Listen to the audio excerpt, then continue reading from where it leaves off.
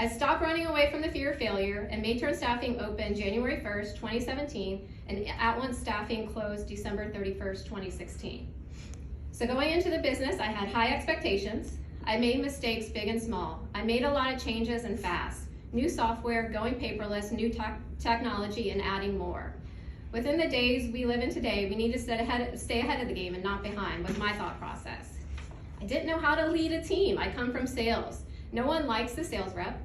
I was thinking, and I was thinking everyone worked like me in the professional world, and I was wrong.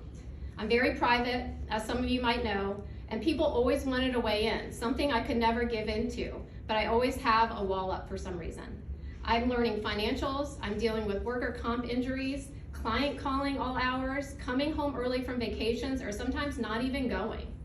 And then the one thing I also realized over the years is I have a hard time not being able to shut down once I get home. I'm working on how to connect with my clients and my employees. So my first 2 years as I was the owner of the business, I worked a day in the life as an employee. I was a forklift driver for a day, a pallet maker, a rebar bender, production worker. I worked as a customer service rep. I even bagged gravel. So if the staffing business doesn't work out for me, I'm positive one of my clients will offer me a full-time job, guaranteed. But after working those several different jobs as an employee, it connected me with so many individuals and made them realize how important their job in the community is. This job was pushing me outside my comfort zone. Speaking engagements all the time, I don't know why. New clients, international clients, having to entertain clients, networking. People in the community were asking me to be on their boards. I said yes to almost everything, even though I felt like I was inexperienced. You guys all know Kevin Marshall, right? Some of you, Spotsylvania County. Well, he even wanted me on his EDA board after several years of calling him and harping on him about the beef poll tax in Spotsylvania County. The first 2 years, I did not anticipate the growth. We were adding more internal staff members and interns, more people to manage. My sales manager from my last job said, "Be careful what you wish for. It's not easy and people will disappoint you." I'm thinking, I don't believe that. I have since called her and apologized and shared my struggles with her.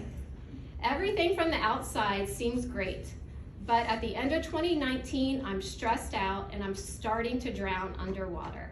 It's like riding a roller coaster without the seatbelt on.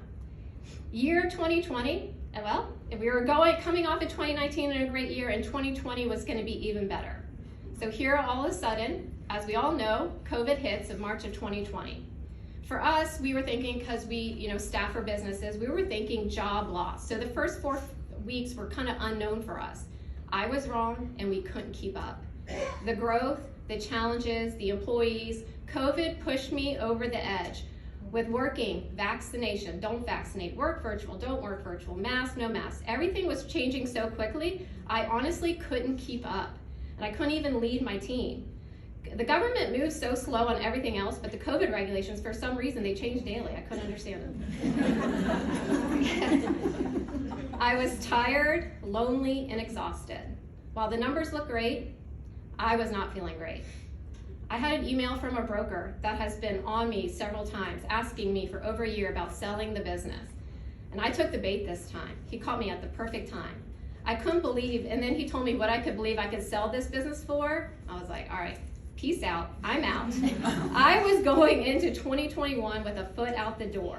I'm thinking my next long vacation, but in the back of my head, I didn't have the next phase of my life set up. I've always had a job since the age of 15. And when I was on maternity leave, don't judge, I couldn't make it the first 3 months. I only took off 7 weeks. I like to work, it gives me purpose in life, and it really keeps my discipline routine. And the buyer was thinking he only wanted me to stay on to transition for 2 to 3 weeks and consult after that. I'm assuming that he could sense the control factor and I would never be able to actually fully let go. Before I was getting ready to sign and tell staff members, I wanted to tell some leaders in the community that helped my career that I was selling, and I didn't want them to read it in the paper. So I sat down with Susan Spears, and I was telling her, she felt I was indecisive and not ready.